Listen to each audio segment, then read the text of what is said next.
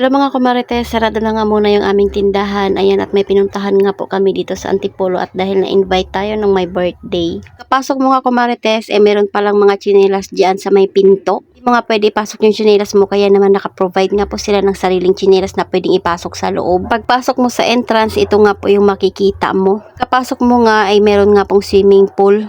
Pero mayroon nga pong mga required na damit na pwede mo lang isuot. Nga po sa pinaka-entrance, maganda na nga rin po tingnan dahil pwede ka na nga rin po umupo dyan. Sabi naman nga po ng swimming pool, kita na nga rin po yung kusina.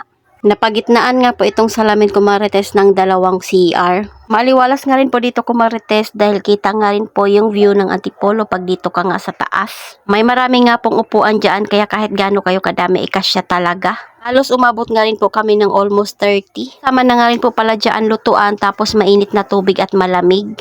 May dalawang electric fan na po pala dyan. Tapos may mga pailaw yan pero naka-off pa kasi hindi pa nga po madilim. O diba't ang ganda nga po ng view dito kumarites. First floor pa lang ito at lalo na nga po pag doon ka sa pinakataas. Overlooking nga rin po dito sa swimming pool. Mga bata nga ay nagkakagulo na dahil gusto nang mag-swimming. Malinis nga rin po yung swimming pool area nila kumarites. Ayun nga po yung pinakataas naman. Dito sa tabi ng swimming pool ay meron na nga rin pong shower. Tara at akyat naman nga tayo.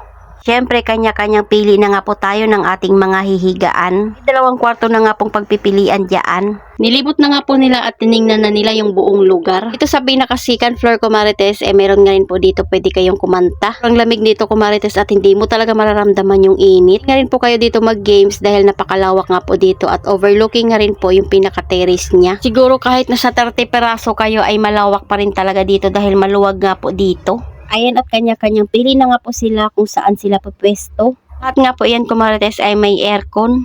Ayan at kanya-kanyang tingin na nga po kami at maganda nga rin po yung pagkakaayos ng kanilang mga higaan. Siyempre at aakyat tayo, titingnan nga natin kung gaano kaganda sa taas.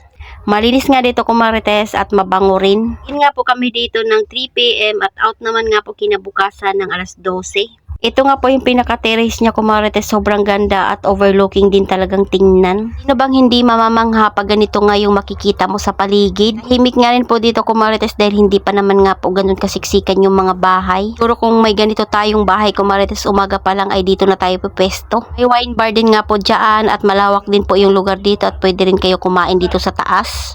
Baba naman nga po tayo dahil titingnan nga natin yung ating hihigaan. May mga kumakanta na nga dyan kumarites ako at ito'y nagbibideo pa. Ang ganda nga nito higaan nila kumarites dahil pwede mo nga rin po hilain at mahigaan pa dyan sa pinakailalim. Kaya kahit madami kayo ay pwede nga po kayo dito. Pinakakwarto nga po ay malinis din at may kanya-kanyang aircon nga po. Iyan, may hangiran din dyan ng damit. May terrace din pala dyan kumarites. Hindi ko na nga naipakita dahil kakain na nga po kami. Day nga po ng uncle ko dyan, ayan at nagpray na nga muna si tatay. Lechon, may puto at marami din talagang pagkain, may mga fried chicken. Ito naman nga po yung pool nung medyo hapon na ay umiilaw na nga po iyan. Kakain na nga muna bago ulit magsipaglangoy. Dahil pagdating nga po kanina ng mga bata ay talaga namang nag-swimming na sila. Siyempre ayan, pagkatapos magdasal ay kainan na. Sarap din talaga ng mga niluto kumarites, lalo na nga po itong lechon dahil namiss nga po namin ito. Yung last naming kain ay nang nasa Surigao pa kami. Sira na naman nga po yung ating diet pero hayaan nyo na at minsan lang naman ito. Ito na at magpapasukan na naman nga, paniguradong maaga na naman tayo gigising at may stress.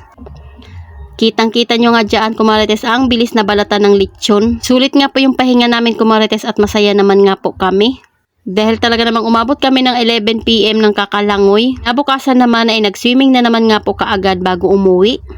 Nakauwi na nga po kami lahat-lahat, meron pa rin talaga mga natirang pagkain. Ito naman nga po yung pinaka-view paggabi. So yun lang muna kumarites, salamat sa panonood. Follow for more, God bless us, at sana i-share nyo na nga po itong aking video.